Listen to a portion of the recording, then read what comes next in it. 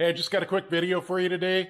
I need to make some extra keys for the Cutlass, so I just want to show you how easy it is to duplicate your muscle car keys at home with really some super simple tools.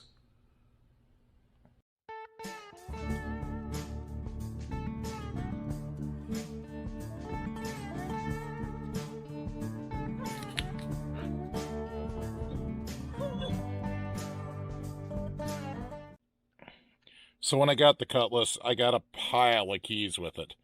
But there was only one ignition key and one key that worked in the trunk in that whole pile of keys. The rest of them, I don't know what they are or what car they're from, but they were junk. So I decided I'll just duplicate them at home. I mean, you can order key blanks off of eBay cheap enough. Get some nice ones that actually say GM on them, which, I like that. And, it's easy to do. So anyways, you can see I've already done one key, and I thought people might want to see this. So I decided to come back and bring you along for the ride on the next one. So the first thing you need to know about GM keys is there should be a letter stamped on it. And you can see this key has a J. And you can see this other ignition key that I've already done also has a J. Unfortunately, this guy here doesn't have any letter. So I'll have to scribe a J into that just so we'll know what it is. And what that J means is that's the profile when you look on it end on. So there's this milled area and there's this like milled keyway in there, kind of slots. That's the J or the K, and the K is the trunk keys here. So the way to make sure you have the right key is just to go to your car and try to insert the key into the ignition. So let's head over to the Cutlass and we'll see if this key that I haven't cut goes in like it should. Now, it may not go all the way in because of all the pins and the key's not cut. Oh, it goes right in. So, perfect. So we know that truly is a J even though it missed getting stamped. It goes right in. But of course, it won't unlock anything right now because I haven't cut the key on there. So I'll bring you over to the vise and I'll show you how to cut that profile in. All right, so when you got your key, and all you're going to do is cut this profile into it. I mean, it's super simple. I just use needle files or whatever. But here's the trick. On your new key, you don't want to just clamp the two together and start filing. If you clamp the two together and you start filing, there's a chance you're going to ruin your original key. So what I do is I just take a Sharpie and the area where the teeth get cut in, I just blue or blacken or whatever you want to call it, but color that in. That's plenty good. Then I overlay the two keys and get them lined up really nice. That's pretty good.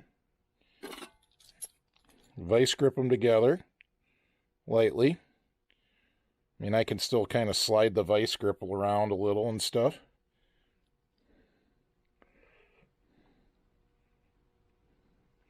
All right, getting them lined up.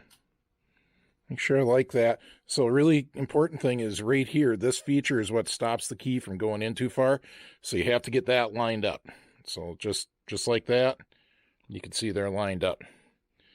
All right, make sure up and down is lined up. Make sure they're square and even. You can see right here, it isn't lined up. Well, I don't care. I don't care about that. I care about right here, and then on the bottom. Those are the two things that have to be lined up. So then I just take a really fine scribe. And yep, I'm just marking them.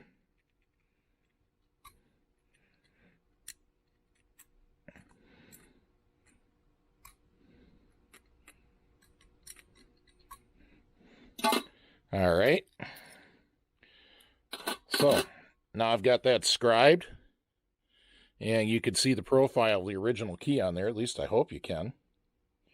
So all I'm going to do now is clamp it in the vise and file it to shape. And like I said, I'm just using these needle file sets. So I've got a few different needle files here. I got a round needle, I got this half round, I got a triangle, and I got a flat file. And I'm just going to use the files to duplicate that shape. This key is, it's plated like nickel or something, but it's actually brass inside. It files really fast. So I'll see if I can get a shot of filing, but honestly, my hands are going to kind of be in the way, so it might be a challenge to get that. Either way, you'll see the result when it's done, whether I get a good shot of filing or whether I don't. All right, so I'm going to start filing with these needle files, and I'm sure I won't show the whole thing, but let's see. It's good to keep the original key for reference. You can look at that too. And, I don't like the way this is marked. It definitely fades off too far here at the front. So I'm going to remark that before we go any further. Okay, I got the key remarked. Maybe you can see the profile's going to be better this time. It's just not dipping down so far at the front. So I can't imagine I'm going to show all this, but that was my good key. So I can't imagine I'm going to show all this, but I'll get you started and show you. So I'm just starting with the round file. I'm going to set that down in a little bit. I don't like how fluxy that was. There we go. And just the camera's a little in the way, but not too bad. Can't really hog on it like I could without the camera here.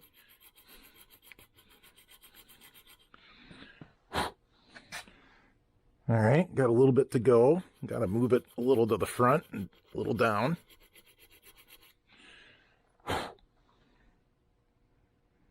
Bit more.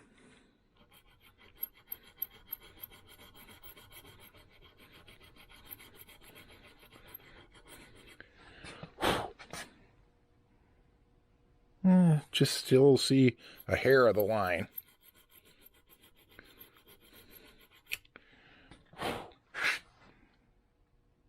All right, pretty good. Now I got to take this tip down just a little bit.